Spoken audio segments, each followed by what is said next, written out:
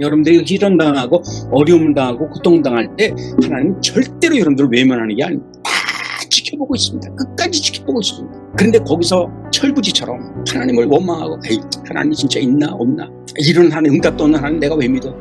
여러분들이 세상 길로 돌아선다면 그보다 미련한 사람은 없다.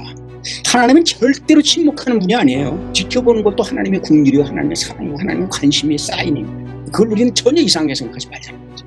성경에도 수많은 믿음의 사람들이 있는데 믿음의 길을 가면서 하나님의 침묵하는 그 순간을 경험하는 사람들이 태반입니다. 우리의 신앙생활 가운데에서 정말 하나님이 나에게 어떤 사인을 보내주지 아니하고 침묵할 때, 정말 막막할 때, 그러면 우리는 어떻게 해야 하냐면 성경에 나와 있는 말씀을 보고, 믿음의 사람들은 하나님이 침묵하는 그 상황에 저 사람들은 무엇을 했는가, 이걸 우리는 봐야 합니다.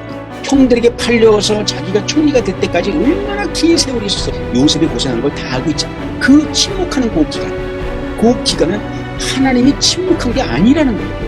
이유가 있었다는 거예요. 당신의 큰 뜻을 이루기 위해서 나를 가난해 두지 않고 형들을 통해서 애국으로 보내서 연단과 시련을 받게 한 이후에 총리가 되어 나를 통해서 아버지와 형들의 후손들이 이 애국 땅에서 소수민족이 대민족을 이루고 장차 가나안 땅, 우리가 나왔던 그 야만족들이 다스리는 그 땅을 다시 점령하기 위해서 우리의 힘을 키우기 위해서 하나님은 나를 일로 보냈다는 거예요. 하나님이 그 침묵한 그 시간을 요셉은 침묵이라고 얘기하지 않고 있는 것이에요.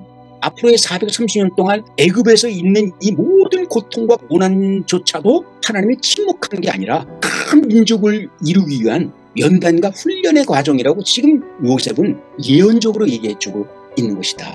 430년 동안 바로가 애굽 백성들이 이스라엘 사람들을 학대한 것은 오히려 축복이었다는 거예요. 축복이었다.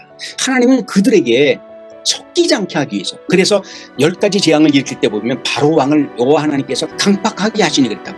바로 왕이 처음에는 막 기가 죽는 것 같고 이스라엘 백성들을 해방시켜줄 것 같으면서도 돌아서면 또 강팍해지고, 심지어는 9가지 재앙이 왔을 때는 더 강팍해요. 그는 하나님께서 오히려 이스라엘 민족을 안주시키지 않아요. 애굽 땅에다가 더 이상 미련을 갖지 못하게 하는 거예요. 그럼 바로가 강팍할수록 이스라엘 민족은 고통이겠죠. 그러나 그것은 육체적인 고통이 있었는지는 모르지만 오히려 나에게 고통을 주는 것이 나에게 축복이라는 거예요. 그게 은혜라는 거예요.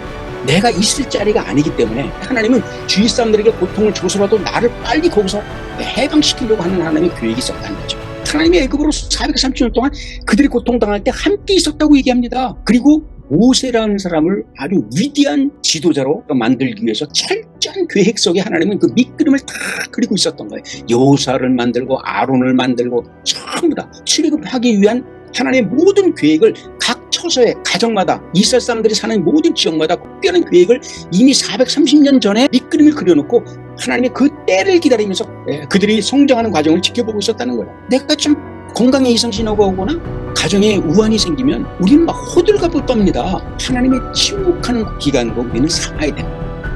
그러면서 은밀한 가운데 하나님께서 이 시련을 지난 이후에는 나에게 어떤 것으로 업그레이드 시키려고 이런 침묵의 시간을 주셨을까라고 우리는 다시 한번 되새겨야 됩니다. 내가 어려움을 당하거나 내가 힘든 일이 있을 때 오히려 우리는 더 냉정해야 된다는 거예요. 기도도 냉정하게 해야 돼요.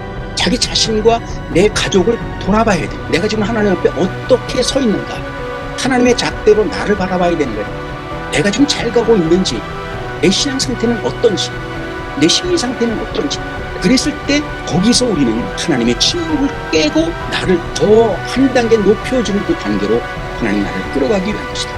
하나님의 침묵은 침묵한 것이 아니라 하나님의 또 다른 계획을 이루기를 원하시는 하나님의 아주 놀라운 신비한 계획이 있다. 지금 나를 포기했다는 뜻이 아닙니다. 나를 연단시키고 더 나은 환경으로 이끄시기 위한 준비의 과정, 준비 기간이었다. 이걸 여러분들 꼭 기억하셔야 합니다.